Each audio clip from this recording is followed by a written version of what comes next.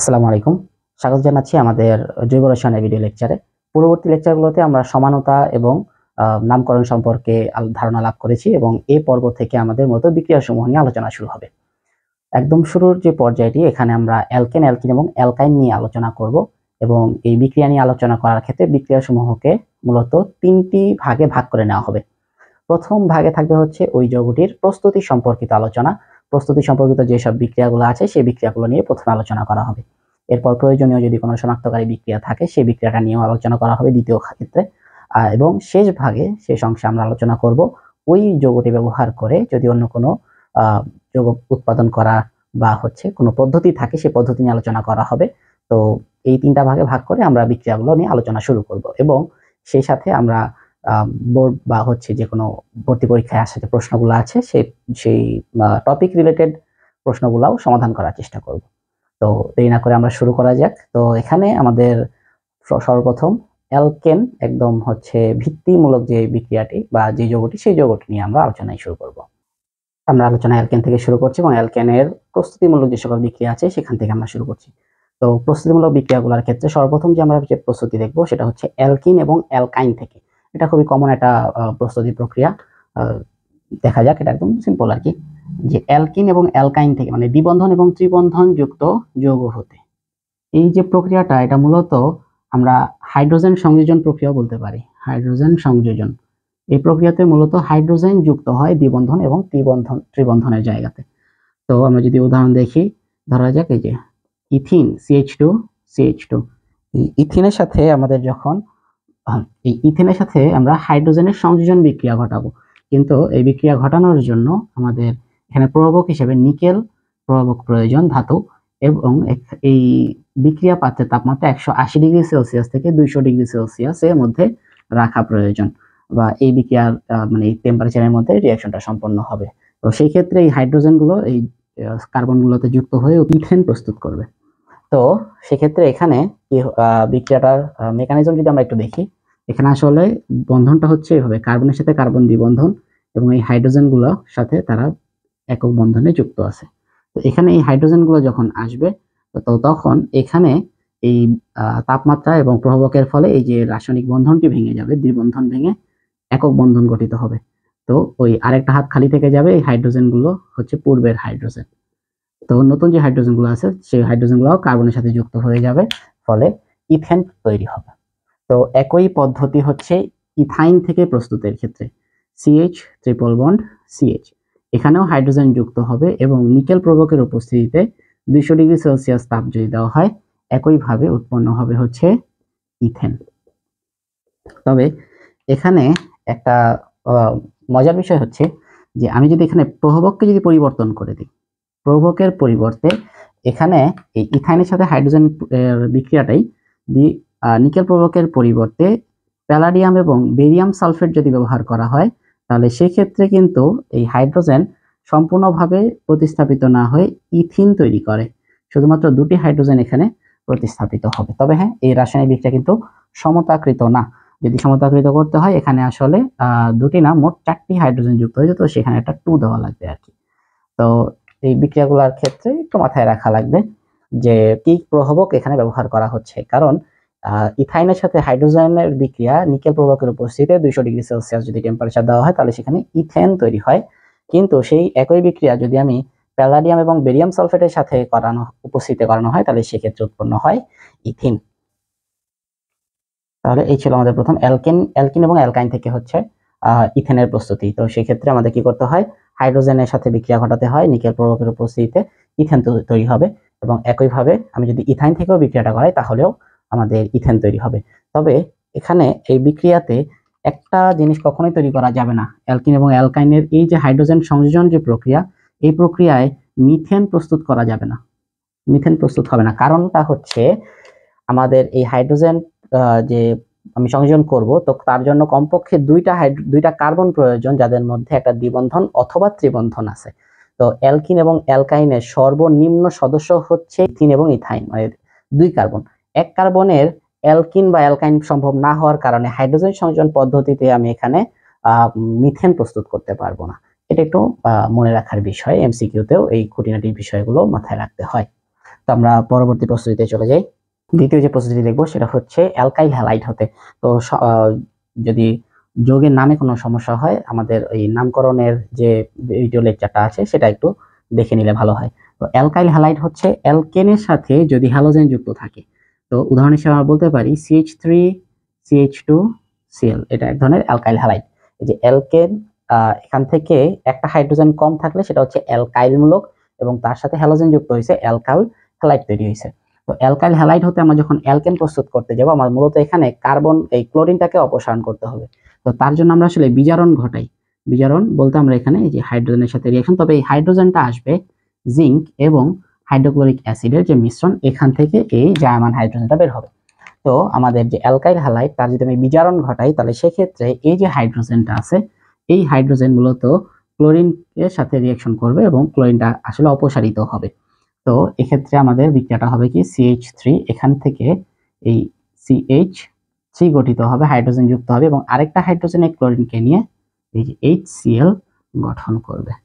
তো এই যে বিক্রিয়া পদ্ধতি অ্যালকাইল হ্যালাইডের বিজারণ হলো। তো এই বিক্রিয়া পদ্ধতির আরেকটা নাম আছে, এটাকে বলা হয় হচ্ছে SN2 রিঅ্যাকশন। তো সেক্ষেত্রে SN2 রিঅ্যাকশনটা আসলে কি, এটা আমাদের আস্তে আস্তে পরবর্তীতে আরো ডিটেলসে জানা হবে, যখন আমরা 1 ডিগ্রি 2 ডিগ্রি 3 ডিগ্রি রিঅ্যাকশনগুলো দেখতে থাকবো, আস্তে আস্তে ক্লিয়ার হবে। আপাতত বিক্রিয়ার পদ্ধতির নাম যদি মাথায় রাখতে চাই, বিক্রিয়ার মেকানিজম হচ্ছে SN1, নিউক্লিওফিলিক প্রতিস্থাপন বিক্রিয়া। তো আপাতত এটা মাথায় রাখলেই হবে, আমরা সামনে আস্তে আস্তে এগুলো ক্লিয়ার করবো আর কি। তো এই রিঅ্যাকশনের মেকানিজমটা যদি আমরা একটু দেখি, এই যে SN1 যেটা বলা হইতেছে আর কি, এখানে এই কার্বনের সাথে এই একটা ক্লোরিন যুক্ত আছে এবং এই তার সাথে একটা অ্যালকাইল মূলক এবং দুটি হাইড্রোজেন মূলক আছে।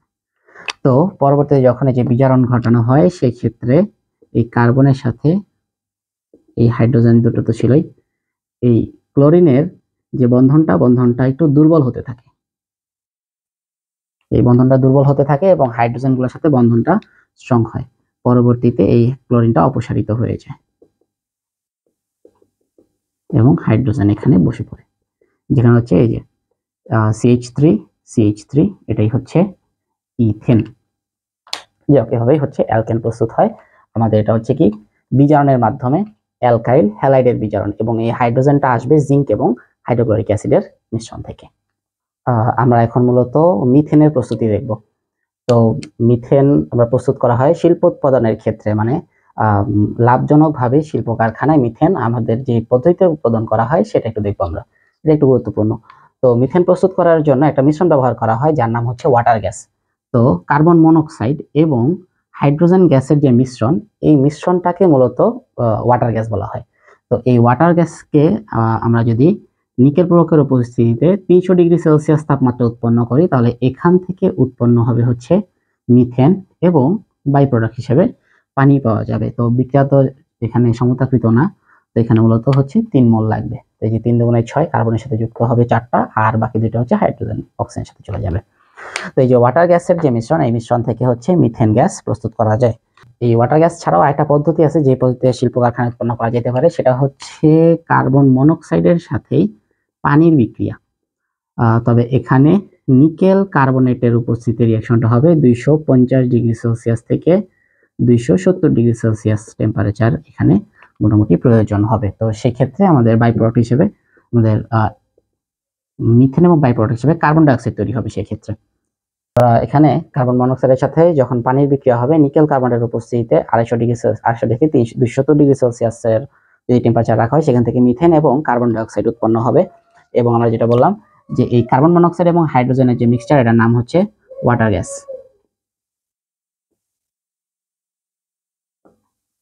তো এই পদ্ধতিতে শিল্প কারখানায় মিথেন প্রস্তুত করা হয় মূলত।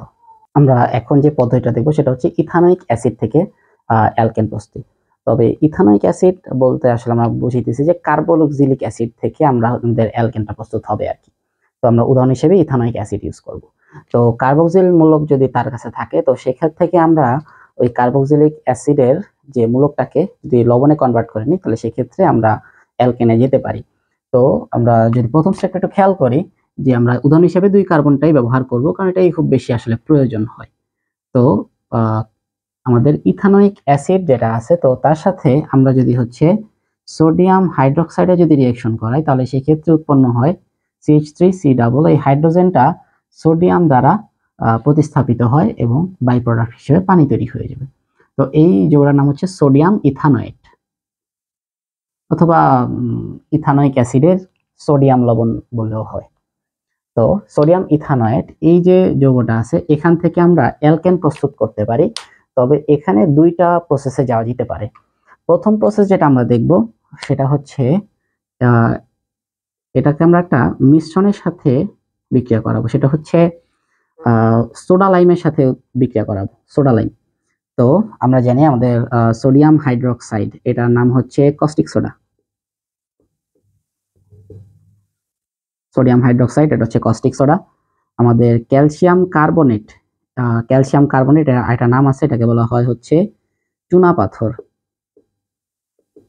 পাথর, বা এটাকে চক বলা হয়, চুনা পাথর বা চক। এটাকে যখন উত্তপ্ত করা হয় তাহলে ওখান থেকে ক্যালসিয়াম অক্সাইড তৈরি হয়ে যায়, যেটাকে আমরা বলি আসলে চুন বা লাইম বলা হয়। এটাকে যখন পানিতে মিশ্রিত করা হয় ক্যালসিয়াম হাইড্রোক্সাইড গঠিত হয়, এটাকে চুনের পানি বলে, চুনের পানি বা লাইম ওয়াটার। তো কথা হচ্ছে কি, এই চুনের পানি বা লাইম ওয়াটার এটার সাথে আমাদের যদি এই কস্টিক সোডা মিশ্রিত হয়, তাহলে দেখো সোডিয়াম হাইড্রোক্সাইড এবং ক্যালসিয়াম হাইড্রোক্সাইড এর যে মিশ্রণ, এই মিশ্রণের নাম হচ্ছে সোডা লাইম। এই যে এখানকার সোডা, এখানকার লাইম মিশ্রিত হয়ে সোডা লাইম। তো আমরা কি করবো, এটাকে সোডা লাইমের সাথে উত্তপ্ত করব। তো সোডা লাইমের সাথে যদি উত্তপ্ত করা হয়, আমরা মূলত এখানে সোডা লাইম না বলে সোডিয়াম হাইড্রোক্সাইডকেই দেখাতে পারি, এখানে ক্যালসিয়াম অক্সাইডটা উপস্থিত থাকবে। তো দেখা যাক, এখানে হচ্ছে সোডিয়াম হাইড্রোক্সাইড যখন উপস্থিতে যখন রিঅ্যাকশনটা হবে, এখানে আসলে এই সোডিয়াম এই সম্পূর্ণ অংশটুক প্রতিস্থাপিত হবে হাইড্রোজেন দ্বারা। তো এখানে CH4 উৎপন্ন হবে এবং সোডিয়াম দুইটা মিলে Na2CO3 সোডিয়াম কার্বনেট গঠন করবে। তো মূলত এখানে যে সোডিয়াম ইথানয়েড সোডা লাইমের সাথে যখন রিঅ্যাকশনে যাবে, তো সেই ক্ষেত্রে এই পুরো অংশটুক হচ্ছে আলাদা হয়ে যাবে, সোডিয়াম কার্বনেট তৈরি করতেছে এবং এখানে যে এক কার্বন যুক্ত আছে পুরা কার্বক্সিল মূলকটার সাথে যেই অ্যালকেনটুক যুক্ত ছিল তার মূলত অ্যালকেন তৈরি হবে। তো অ্যালকাইল মূলকটা পরিবর্তিত হবে অ্যালকেনে। তো সেই ক্ষেত্রে একটা বিষয় লক্ষ্য রাখতে হবে, যেটা এখানে মূলত কার্বন ছিল মূল যে যৌগটা যেখান থেকে আমরা হচ্ছে উৎপাদনে যাচ্ছি। তো মূল বিক্রিয়ক উপাদানে আমাদের কার্বন ছিল দুইটা, আর আমাদের কাঙ্ক্ষিত উৎপাদ যেটা অ্যালকেন পাইছি সেখানে কার্বন হচ্ছে একটা। তো এখানে কার্বন সংখ্যা কিন্তু 2 থেকে 1, একটা কার্বন সংখ্যা কমে গেল। তো একটা কার্বন সংখ্যা কমে যাওয়ার কারণে এই বিক্রিয়াটার নাম হচ্ছে ডিকার্বক্সিলেশন বিক্রিয়া, ডিকার্বক্সিলেশন। তো এই ডিকার্বক্সিলেশন বিক্রিয়ার ফলে এখানে কি হলো, যে দুইটা কার্বন থেকে একটা কার্বন তৈরি হয়েছে। তো এখানে যদি 3 কার্বন যুক্ত একটা যৌগ ব্যবহার করা হতো, এখানে যদি 3 কার্বন যুক্ত যৌগ ব্যবহার করা হতো, CH3 CH2 COO Na, তার সাথে সোডিয়াম হাইড্রোক্সাইড এবং ক্যালসিয়াম অক্সাইডের মিশ্রণ, তো সেই ক্ষেত্রে এই অংশটুকু পরিবর্তিত হবে, উৎপন্ন হবে CH3CH3, এইটুকের অ্যালকেন তৈরি হবে এবং এটা আবারও আগের মতো Na2CO3 সোডিয়াম কার্বনেট আকারে উৎপন্ন হবে। তো এখানে যে মানে যত মূল ছিল 3টা কার্বন, আর এখানে মূল কার্বন চেইনে কার্বন আছে হচ্ছে 2টা। তো একটা কার্বন কমে যাচ্ছে, এই জন্য বিক্রিয়াটার নাম হচ্ছে ডিকার্বক্সিলেশন বিক্রিয়া। আচ্ছা, তো এই পদ্ধতিটা ব্যবহার করা হয় সাধারণত যদি কার্বন সংখ্যা কমাতে হয়, মেইন চেইনে যদি কার্বন সংখ্যা কমাতে হয় তাহলে এই ডিকার্বক্সিলেশন বিক্রিয়াটা ব্যবহার করা হয়। এবং একটা কার্বন কমে যাওয়ার কারণে এই ধরনের যে রিঅ্যাকশনগুলো আছে, মানে যেই বিক্রিয়াগুলোতে এই কার্বন সংখ্যা কমে যায় মেইন চেইনে, মেইন প্রধান শিকলে কার্বন সংখ্যা কমে যায়, এই বিক্রিয়াগুলোকে স্টেপ ডাউন রিঅ্যাকশন বলা হয়। তো স্টেপ ডাউন রিঅ্যাকশনগুলো সাধারণত ব্যবহার করা হয় যদি মূল যে শিকলটা আছে, মূল শিকল যদি কার্বন সংখ্যা কমাতে হয়। তো এই মূল শিকলে কার্বন সংখ্যা না কমিয়েও কিন্তু এখান থেকে অ্যালকেন প্রস্তুত করা যেত, মানে এই আমি সোডিয়াম ইথানয়েড থেকেও কিন্তু ইথেন প্রস্তুত করতে পারতাম কোনো কার্বন সংখ্যা না কমিয়ে। তো তার জন্য কি করতে হবে, এটাকে তড়িৎ বিশ্লেষণ করতে হবে। CH3COO এটাকে কি করতে হবে, এই যে পানির সাথে মিক্স করে এটা কি করা লাগবে, তড়িৎ বিশ্লেষণ করতে হবে। তো তড়িৎ বিশ্লেষণের তো আইডিয়া আশা করি আছে। এটা মূলত হচ্ছে দ্রবণের মধ্যে দুইটা ইলেকট্রোড প্রবেশ করিয়ে এর মধ্য দিয়ে বিদ্যুৎ চালনা করা হবে। তো বিদ্যুৎ চালনা করলে এটা আসলে এই ধরনের বিক্রিয়াটারে আমরা আসলে বলি তড়িৎ বিশ্লেষণ পদ্ধতিটার নাম। তো যদি তড়িৎ বিশ্লেষণ করা হয় তাহলে এই ক্ষেত্রে কিন্তু তখন আর কার্বন সংখ্যার কোনো পরিবর্তন আসবে না, এটা মূলত হচ্ছে সেপারেট হয়ে যাবে। CH3 ইথেন তৈরি হবে, তার সাথে সোডিয়াম হাইড্রোক্সাইড তৈরি হবে এবং কার্বন ডাইঅক্সাইড ও হাইড্রোজেন তৈরি হবে। তো যদি তড়িৎ বিশ্লেষণ করা হয় তাহলে মূল চেনে কিন্তু কার্বন সংখ্যার কোনো পরিবর্তন আসবে না, তবে তার সাথে কার্বন ডাইঅক্সাইড এবং হাইড্রোজেন গ্যাস তৈরি হবে এবং পাত্রে সোডিয়াম হাইড্রোক্সাইড থেকে যাবে। মূলত আসলে এটা অ্যানোডে এবং এটা ক্যাথোডে তৈরি হবে, মানে এখানে বুদবুদ আকারে উপর দিকে উঠতে থাকবে আর কি। তো এই যে পদ্ধতিটা আছে এখানে কার্বন সংখ্যার কোনো পরিবর্তন করা হয়নি। এই যে তড়িৎ বিশ্লেষণ একটা ভিন্ন পদ্ধতি, এটার নাম হচ্ছে কোব সংশ্লেষণ।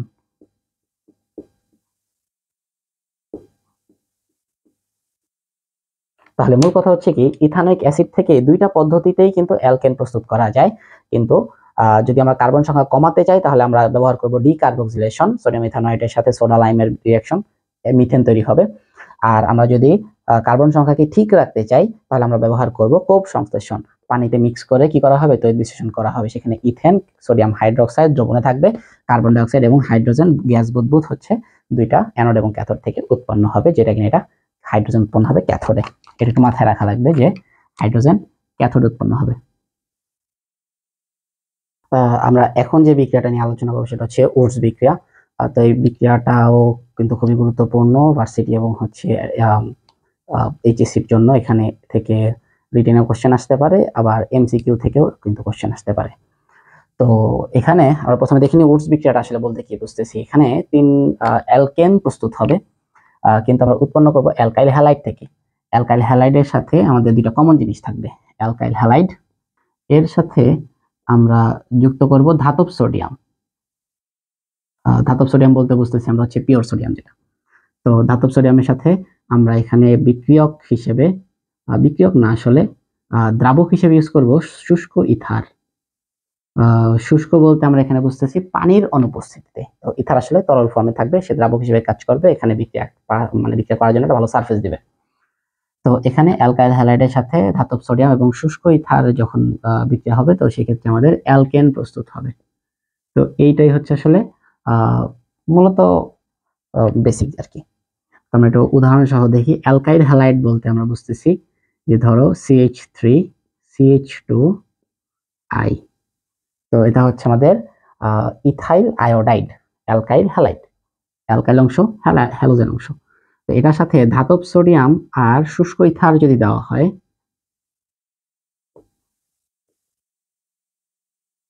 তো উৎপন্ন হবে হচ্ছে আমাদের অ্যালকেন। যেহেতু 2 কার্বন ছিল এখানে, আসলে মূলত ব্যাপারটা যেটা, এখানে কার্বন সংখ্যা যা আছে দ্বিগুণ হয়ে যায়। তো এখানে যে 2 কার্বনের অ্যালকেন ছিল, তো আমাদের এটা হয়ে যাবে 4 কার্বনের, 2 কার্বনের অ্যালকাইল মূলক হয়ে যাবে 4 কার্বনের অ্যালকেন। মূলত এখানে কাপলিং রিঅ্যাকশন হবে। কাপলিং রিঅ্যাকশন বলতে আমরা বুঝতেছি যে একই জিনিসের সাথে সেম একই আরেকটা অণু তার সাথে সে যুক্ত হবে, আর এখানে উৎপন্ন হবে বাই প্রোডাক্ট হিসেবে সোডিয়াম আয়োডাইড। তো আমরা একটু দেখার চেষ্টা করি যে আসলে রিঅ্যাকশনটা কিভাবে হইতেছে। এখানে আসলে সমতাকরণ করা হয়নি, আমাদের যদি সমতাকরণ করি তো এখানে একটু আসবে আর কি।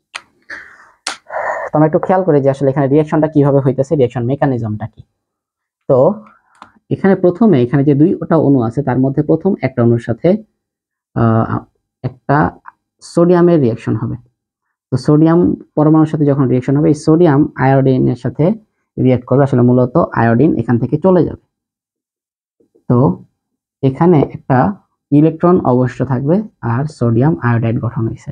তো এই যে একটা ইলেকট্রন, সে এই যৌগের অণুটার মধ্যে কিন্তু একটা ইলেকট্রন রয়ে গেছে, তো এটাকে বলা হয় ফ্রি রেডিক্যাল, বলা হয় ফ্রি রেডিক্যাল। মূলত এটা আমরা বলতে পারি ভাবে যে সমযোজী বন্ধনের যদি সমবিভাজন ঘটে, সমযোজী বন্ধনের সমবিভাজন মানে এমন হবে না কেউ একজন ইলেকট্রন নিয়ে চলে গেছে, সে তার নিজস্ব ইলেকট্রন নেবে। তো সমযোজী বন্ধনের মধ্যে একটা একটা করে ইলেকট্রন শেয়ার করে, তো সেটা যদি সমান সমান ভাগে ভাগ হয়ে যায়, মানে যে যার ইলেকট্রন নিয়ে চলে গেছে, আয়োডিন ওখানে গেছে আর এখানে হচ্ছে তার কাছে তার ইলেকট্রনটা রয়ে গেছে, তো এই তখন যে যৌগটা পাওয়া যায় সেটার নামই হচ্ছে আসলে ফ্রি রেডিক্যাল। তো এই ফ্রি রেডিক্যালটা পরবর্তীতে এসে আরেকটা সোডিয়াম, এখানে দুইটা সোডিয়াম ছিল, তো CH3 CH2, এই ফ্রি রেডিক্যালটা আরেকটা সোডিয়ামের সাথে রিয়েক্ট করে এটা মূলত হচ্ছে উৎপন্ন করবে CH3 CH2, এটা আসলে মূলত নেগেটিভ অবস্থায় থাকবে আর তার সাথে সোডিয়াম পজিটিভ অবস্থায় থাকবে। তো আমরা কিন্তু হচ্ছে যে অংশটা করছিলাম, এই যে দুই অণু ছিল, দুই অণুর মধ্যে এক অণু কিন্তু এখানে একটা অণু, সেম অণুটাই কিন্তু ফ্রি রেডিক্যাল গঠন করছিল, ফ্রি রেডিক্যালের সাথে সোডিয়ামের রিঅ্যাকশন হয়েছে এবং এই যে যৌগটা পাওয়া গেল সেটাই পরবর্তীতে আরেকটা অণুর সাথে রিঅ্যাক্ট করবে, CH3 CH2 সোডিয়াম প্লাস, আমি একটু ট্র্যাক করার জন্য বললাম, এটা হচ্ছে প্রথমটা, আর তার সাথে এই যে দ্বিতীয় আরেকটা যেটা বাকি আছে CH3 CH2I, এটা রিঅ্যাকশন হবে। তো সেক্ষেত্রে এই সোডিয়াম এই আয়োডিনকে নিয়ে নিবে, তো এই সোডিয়াম এই আয়োডিনের সাথে যখন যোগে বিক্রিয়ায় যাবে, তো সেক্ষেত্রে CH3 CH2, আর এই আয়োডিনের হাত ফাঁকা হওয়ার কারণে এই CH2 এর সাথে এই CH2 এর সমযোজী বন্ধন গঠিত হয়ে যাবে, CH2 সিঙ্গেল বন্ড CH3, আর এই সোডিয়াম আর এই আয়োডিন মিলে উৎপন্ন করবে সোডিয়াম আয়োডাইড। তাহলে এখানে সম্পূর্ণ রিঅ্যাকশনটা যদি একটু খেয়াল করি, এখানে এখনো সোডিয়াম আয়োডাইড, এখানে এখনো সোডিয়াম আয়োডাইড, তাহলে এই যে দুই অণু সোডিয়াম আয়োডাইড তৈরি হয়েছে। আর এখানকার যে ফ্রি রেডিক্যাল আর এখানকার যে আমাদের অ্যালকাইল অংশ ছিল, এই দুটো অংশ জোড়া লেগে আমাদের হচ্ছে অ্যালকেন প্রস্তুত হয়েছে। তো এখানে এই পুরা জিনিসটাই হচ্ছে উডস বিক্রিয়ার মেকানিজম আর কি। তবে এখানে আমাদের কিছু জিনিস হচ্ছে জানার বিষয়। প্রথম কথা হচ্ছে এটার কিছু সীমাবদ্ধতা আছে। একটা হচ্ছে কি, বিজোড় সংখ্যক অ্যালকেন প্রস্তুত করা যায় না, মানে বিজোড় সংখ্যক কার্বন যুক্ত, এভাবে বললে ভালো হয়, বিজোড় সংখ্যক কার্বন যুক্ত অ্যালকেন প্রস্তুত হয় না। আসলে হয় না বলা যাবে না সরাসরি, রাসায়নিক বিক্রিয়ার ক্ষেত্রে আমরা হয়তো মানে খাতায় কলম কাগজে কলমে হয়তো দেখাতে পারি। কিরকম, যে যদি এখানে অড নাম্বার যদি আমি তৈরি করতে চাই, আমরা সিঙ্গেল কার্বন যুক্ত একটা অ্যালকাইল হ্যালাইড যুক্ত করব এবং ডাবল কার্বন যুক্ত আরেকটা অ্যালকাইল হ্যালাইড, তো এদের সাথে আমি যদি ধাতব সোডিয়াম এবং শুষ্ক ইথার দেই তাহলে হয়তো এই 3 কার্বনের তৈরি হইতে পারে। এই যে অ্যালকাইল হ্যালাইড 1 কার্বনের, এটা হচ্ছে 2 কার্বনের যুক্ত হয়ে 3 কার্বনের একটা অ্যালকেন প্রস্তুত করলো, মানে এইটা আর এইটা যুক্ত হলো, তার সাথে আগের মতো 2 অণু সোডিয়াম দিলে 2Na গঠন করবে। তো এটা দেখতে খুব সুন্দর লাগতেছে এবং খুবই কনভিনিয়েন্ট, কিন্তু কথা হচ্ছে কি, পাত্রে কিন্তু একটা অণু দেওয়া পসিবল হবে না, কারণ হচ্ছে আমরা একটা যখন আমরা এক মানে কিছু একেবারে মেপে মেপে তো আর একটা পরমাণু দিতে পারবো না, আমরা যদি 1 মোলও দিই 1 মোলের মধ্যেই কিন্তু আবার 6.023 10^23টি অণু পরমাণু বা আয়ন থাকে। তো সেক্ষেত্রে এটা যদি 1 মোলও ইউজ করা হয় তার মানেও কিন্তু অনেকগুলা হচ্ছে অণু আছে, তো সেক্ষেত্রে সে কিন্তু কাপলিং রিঅ্যাকশনে চলে যাওয়ার একটা চান্স আছে। তো আসলে চান্স আছে বলতে কি, বাস্তবে এরকমই হয়, দেখা যায় যে যদি আমি হচ্ছে অড নাম্বারের মানে যদি দুই ক্ষেত্রে অড নাম্বারের যদি অ্যালকেন প্রস্তুত করতে যাই, সেক্ষেত্রে আমরা দুইটা এমন অ্যালকাইন চেন নিলাম যেখানে ভিন্ন সংখ্যক কার্বন আছে, তো সেক্ষেত্রে দেখতে মনে হইতে পারে যে এখানে আসলে 3 কার্বনের আমার অ্যালকেন প্রস্তুত হবে, কিন্তু সে আসলে পাত্রে একা না। কিভাবে তৈরি হবে, সে আবার একা কাপলিং রিঅ্যাকশনে যদি চলে যায় আমার উৎপন্ন হবে CH3 আবার ও যদি কাপলিং রিঅ্যাকশনে চলে যায় তাহলে সেক্ষেত্রে উৎপন্ন হবে CH3 CH2 আসলে মূল কথা হচ্ছে পাত্রে আমি ইথেন পাবো, আমি প্রোপেন পাবো, আমি পাত্রে বিউটেনও পাবো। তাহলে মূল কথা যেটা আমাদের এখানে অড নাম্বারের ক্ষেত্রে, আমি যদি অড নাম্বারের কার্বন সংখ্যক আমি যদি যৌগ তৈরি করতে চাই, অ্যালকেন প্রস্তুত করতে চাই, তাহলে কিন্তু আসলে উডস বিক্রিয়াটা এখানে কাজ করবে না, কারণ রিঅ্যাকশনে আমার একটা মিক্সচার পাওয়া যাবে, যে মিক্সচারটা আলাদা করাটা খুবই কষ্টসাধ্য ব্যাপার হবে এবং খরচেরও বিষয় হবে আসলে। তো এই জন্য বিজোড় সংখ্যক কার্বন বিশিষ্ট যৌগ এখান থেকে বা অ্যালকেন এখান থেকে প্রস্তুত করা যাবে না। দ্বিতীয় কথা হচ্ছে এখান থেকে মিথেন প্রস্তুত করা যাবে না, একই কথা। কারণ এখানে মূলত আমাদের কাপলিং রিঅ্যাকশন হয়, মানে যেটা ইউজ করব সেটাই ডাবল হয়ে আমাদের একটা লম্বা চেইন গঠন করে ফেলে। তাহলে মিথেন গঠন করার জন্য শুধুমাত্র একটা কার্বন প্রয়োজন, তো এইখানে আমাদের ওটস বিক্রিয়া কাজে লাগবে না। তাহলে আমাদের এই জিনিসগুলো একটু মাথায় রাখতে হবে ওটস বিক্রিয়া থেকে। তো মূলত আমরা অ্যালকেন প্রস্তুত করবো অ্যালকাইল হ্যালাইড থেকে, ধাতব সোডিয়াম এবং শুষ্ক ইথার এখানে ব্যবহার করতে হবে। তো শুষ্ক ইথারের মূল কাজটা হচ্ছে আসলে সে দ্রাবক হিসেবে থাকবে এবং এখানে পানির অনুপস্থিতিটা নিশ্চিত করার জন্য দ্রাবক হিসেবে কিন্তু পানিকে ইউজ করা হয়নি, এখানে শুষ্ক ইথার ইউজ করা হবে। মোটামুটি এ পর্যন্ত মাথায় রাখলেই হবে। এখন আমরা দেখবো অ্যালডিহাইড এবং কিটোন থেকে কিভাবে অ্যালকেন প্রস্তুত করা যায়। তো মূলত আমরা এখানে বিজারণ পদ্ধতি ব্যবহার করব, মৃদু বিজারক ব্যবহার করতে হবে এখানে। তো সেক্ষেত্রে আমাদের অ্যালডিহাইড থেকে অ্যালডিহাইড তো আমরা জানি CH3, এই CHO মূলক যদি থাকে তাদেরকে আমরা অ্যালডিহাইড বলে থাকি।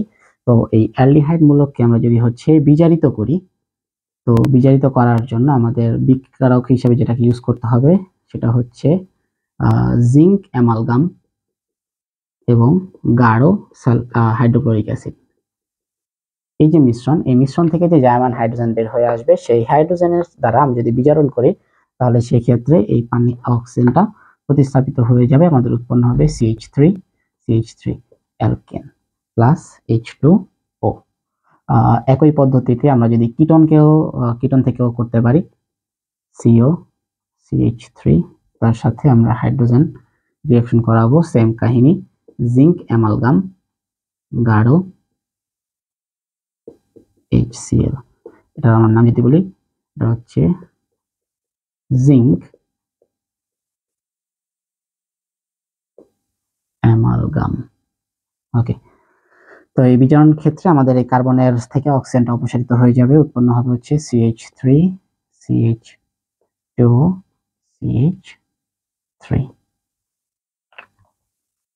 তাহলে মূল কথা হচ্ছে এই যে পদ্ধতিটা বিজারণটা ঘটানো হলো, এই বিজারণ পদ্ধতির নাম হচ্ছে ক্লিমেনসন বিজারণ।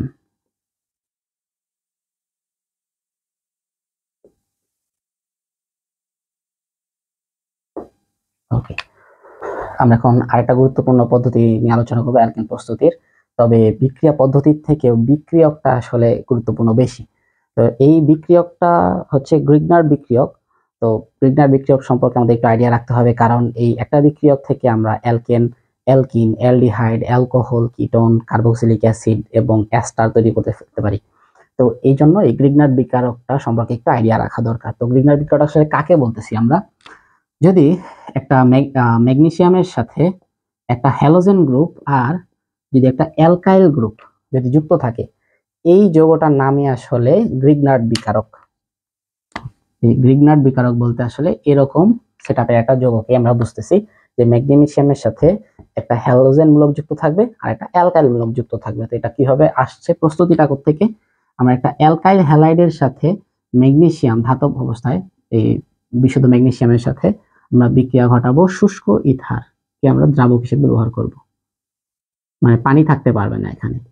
তাহলে শুষ্ক ইথারে যদি আমরা রিঅ্যাকশনটা করাই তাহলে সেই ক্ষেত্রে আমাদের এই গ্রিগনার্ড বিকারকটা উৎপন্ন হয়। এখন এই গ্রিগনার্ড বিকারক ব্যবহার করে আমরা হচ্ছে অ্যালকোহল, অ্যালডিহাইড, সব কিটোন সবকিছু তৈরি করতে পারি। তো আমরা শুধুমাত্র এখানে হচ্ছে অ্যালকেন প্রস্তুতিটা দেখব। আমরা চেষ্টা করব গ্রিগনার্ড বিকারক সম্পর্কে আলাদা একটা লেকচার রাখার জন্য।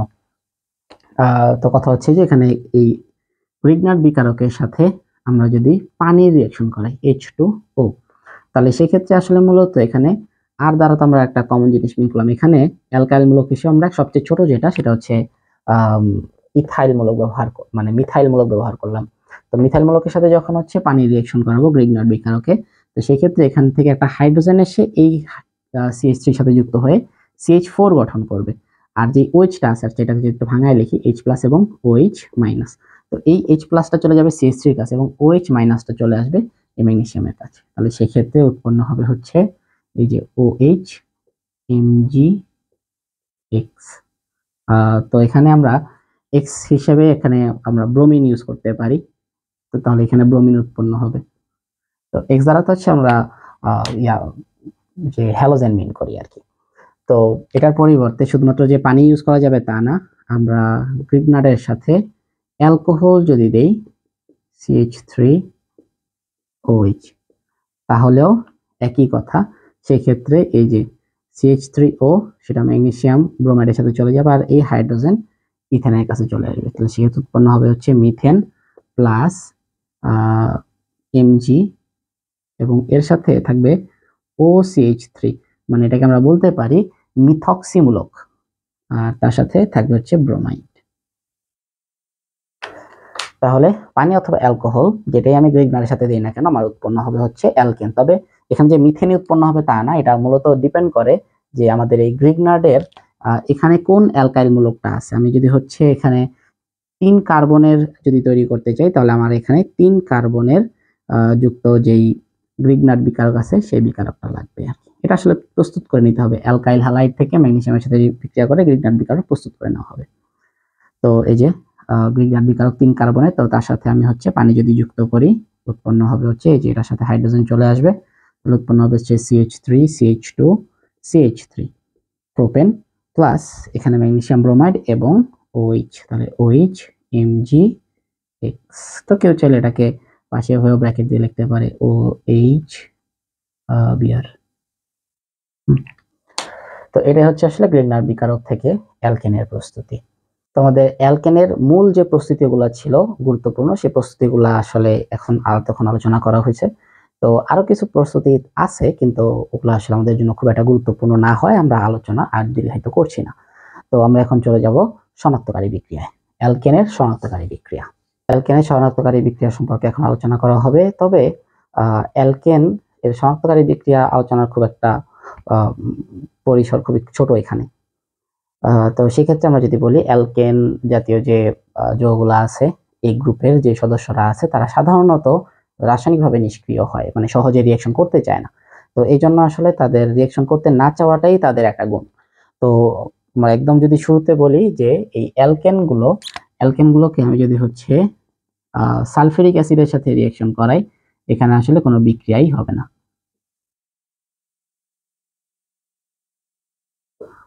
তো মূল কথা হচ্ছে যে যদি সালফিউরিক অ্যাসিডের সাথেও মিশ্রিত করা হয় তাহলে সেক্ষেত্রে খুব একটা রিঅ্যাকশন হয় না।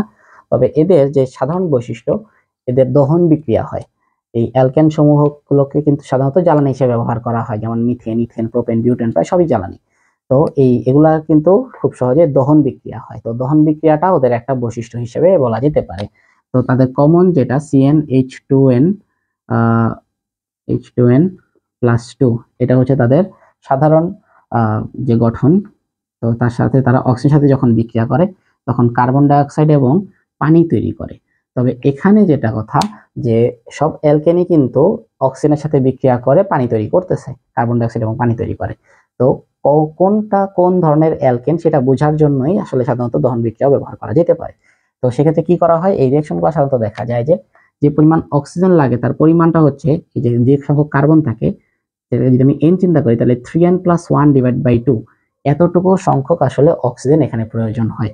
তো n সংখ্যক কার্বন থাকার কারণে n সংখ্যক কার্বন ডাই অক্সাইড তৈরি হবে, কিন্তু পানি তৈরি হয় 1 মোল বেশি। সাধারণত এই অনুপাতেই তারা বিক্রিয়া করে আর কি। তাহলে এখান থেকে যা করা হয়, তো রাসায়নিক বিক্রিয়া যখন ঘটানো হয় কার্বন ডাই অক্সাইড গ্যাস হয়ে যাওয়ার কারণে সেটা হচ্ছে পাত্র থেকে চলে যায়। তো যে পানিটা উৎপন্ন হয়, এই পানিটার মূলত মোল সংখ্যা নির্ণয় করা হয় যে এই পানিটা কত মোল পানি উৎপন্ন হলো। তো ওই কত মোল পানি উৎপন্ন হয়েছে ওই মোল সংখ্যা থেকে আমি যদি n এর মানটা বের করতে পারি, তো ওই n এর মান থেকে আমরা বলতে পারবো যে এটা আসলে কি ধরনের অ্যালকেন ছিল। তো দহন বিক্রিয়ার মাধ্যমে কি ধরনের অ্যালকেন সেটা মেজারমেন্ট করে বের করা যেতে পারে। তবে মিথেনের একটা সহজ শনাক্তকরণ পদ্ধতি আছে, যে মিথেনের সাথে যখন ওজোন গ্যাসের বিক্রিয়া করানো হয়, আমরা জানি O3 হচ্ছে ওজোন গ্যাস। তো মিথেনের সাথে যখন ওজোন গ্যাসের বিক্রিয়া করা হয় ওখান থেকে মিথানল প্রস্তুত হয়, তবে তার সাথে বাই প্রোডাক্ট হিসেবে পানি এবং অক্সিজেন পাওয়া যায়। তো কথা হচ্ছে কি, মিথেনের সাথে যখন ওজোন গ্যাসের বিক্রিয়া হবে ওখান থেকে হচ্ছে বলা যেতে পারে এটা হচ্ছে মিথানেল।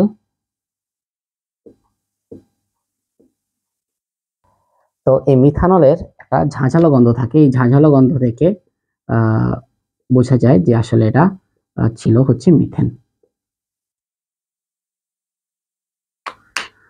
তো মোটের উপর আমরা এগুলাই বলতে পারি অ্যালকেনের শনাক্তকারী বিক্রিয়া, কারণ মূল কথাটাই হচ্ছে সে সাধারণত রিঅ্যাকশনে যায় না। তো এটা আমরা বুঝাইতে পারি যে সালফিক অ্যাসিড দিলেও সে রিঅ্যাকশনে যায় না, সাধারণত বেশিরভাগ যৌগ সালফিক অ্যাসিডের সাথে রিঅ্যাকশন করে।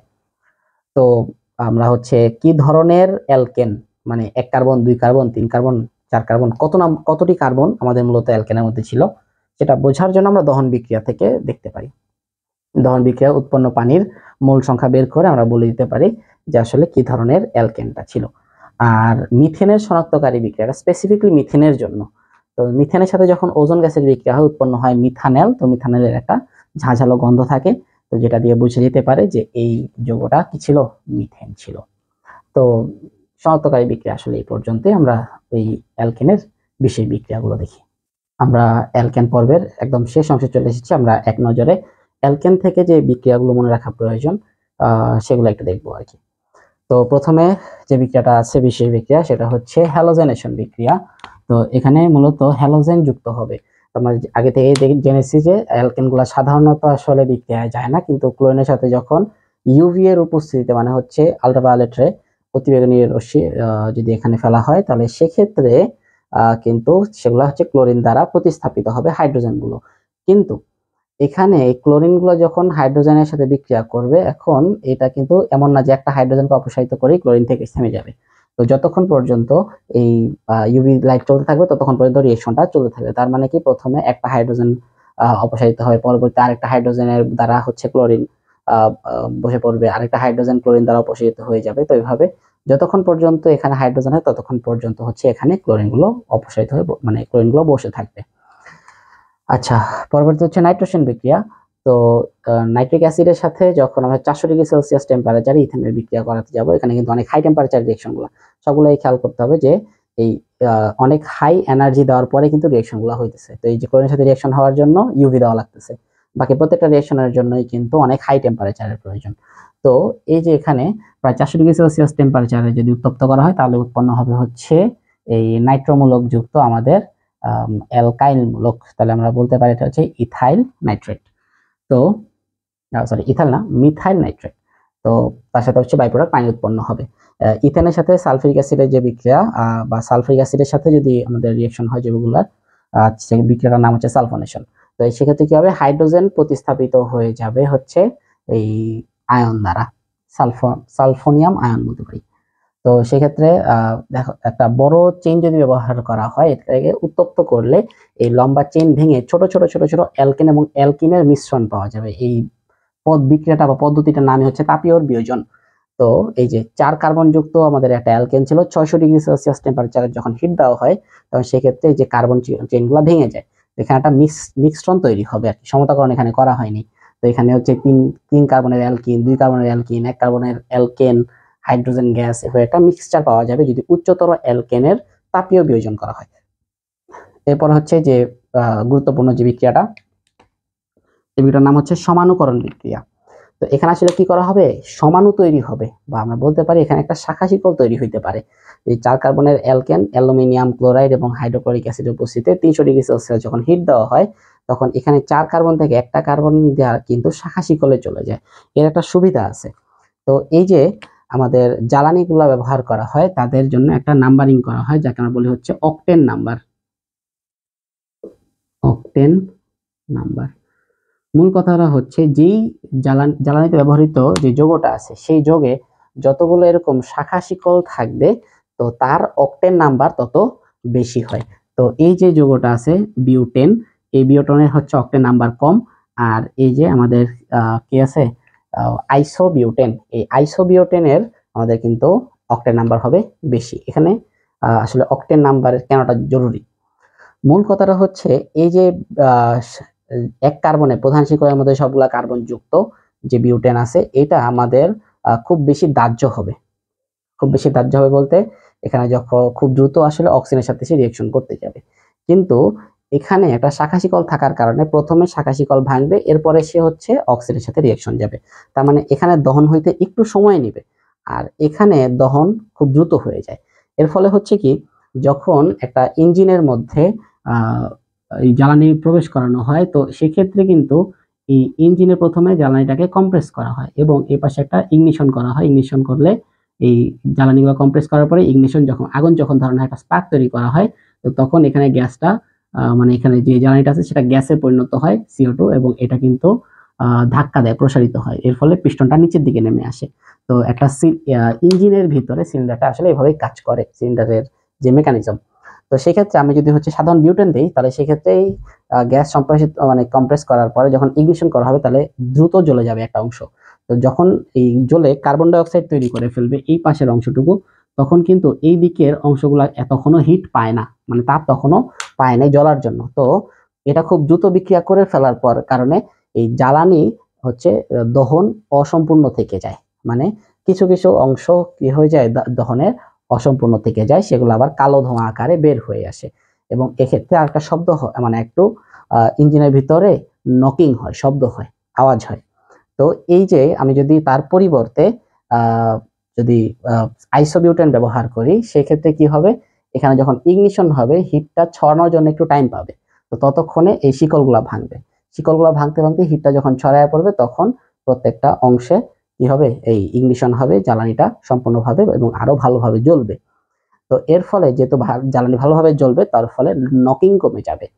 তো এখানে মূল কথাটা হচ্ছে যে এখানে সমান্তকরণ বিক্রিয়া ব্যবহার করে নকিং কমানো হয়, এটাই আসলে মূল বিষয়, নকিং কমানো হয়। এই জন্য বিক্রিয়াটি মাথায় রাখতে হবে। তো ইঞ্জিনের ভিতরে নকিং কি বলা হলো, যদি জ্বালানির মানে অসম্পূর্ণ দহন হয়, কিছু ক্ষেত্রে দেখা গেছে প্রসারণ বেশি হইতেছে, কিছু ক্ষেত্রে প্রসারণ কম হইতেছে, এর ফলে পিস্টনটা কাঁপে, আনইভেনলি কাঁপে। তো সেই ক্ষেত্রে এই নকিং বা ঠাস ঠাস একটা আওয়াজ হয় ইঞ্জিনের ভিতর থেকে। তো এই জন্য এই সমানুপাতিক বিক্রিয়ার ফলে এই নকিংটা কমানো সম্ভব হয়। তো এর ফলে আমরা বলতে পারি যে অক্টেন নাম্বার বাড়ে এবং নকিং কমে। অ্যারোমেটিকীকরণ বিক্রিয়া যেটা কি করা হইতেছে, এখানে একটা এই যে 6 কার্বনের অ্যালকেন আছে যেটার নাম কি হেক্সেন। তো হেক্সেন যখন অ্যালুমিনিয়াম অক্সাইডের সাথে 500 ডিগ্রি সেলসিয়াসে হিট দেওয়া হয় তখন এটা হচ্ছে অ্যারোমেটিক যৌগে পরিণত হয়। আসলে এই হাইড্রোজেনগুলো থেকে এই কার্বনের সাথে যে মিথাইল মূলক এটুকু থেকে হাইড্রোজেনগুলো অপসারিত হয়ে বেনজিন গঠন হয় আস্তে আস্তে, এর ফলে এখান থেকে হাইড্রোজেন বের হয়ে আসে। প্রায় কাছাকাছি এক ধরনের যৌগ মানে বিক্রিয়া হচ্ছে এই চাকরিক যৌগ গঠন করা হয়, আমরা চক্রায়ন বলতে পারি বিক্রিয়াটা, চক্রায়ন।